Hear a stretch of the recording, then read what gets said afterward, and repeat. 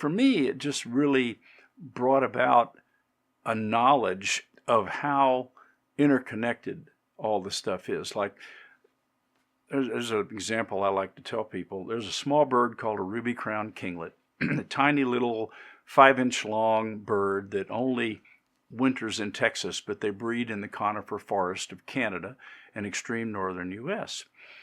Well, one year in October, we caught a ruby-crowned kinglet. We caught lots of them, but this was a ruby-crowned kinglet that we caught in a net at a certain net. And so we banded this ruby-crowned kinglet and released it. And I think one other time during the winter, we caught that bird. So the birds learn where the nets are, and they avoid the nets once they've been caught in general. So we caught that bird maybe one other time during the winter. And in the spring, of course, these birds leave and go north.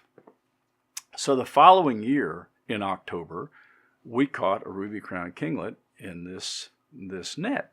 And here was old number 63479 or whatever that we'd banded a year earlier. Now this bird that weighs just a few grams had flown all the way to the conifer forest of Canada, had nested presumably, and had flown back. This little tiny bird that you can't even feel the weight in your hand had not only found Texas without a map, had not only found Hayes County, Texas, had not only found this property, but found the same little grove of trees where he'd been caught a year earlier.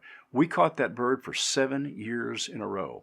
Every October, that bird would forget where the net was from the previous year, and he'd stumble into the net.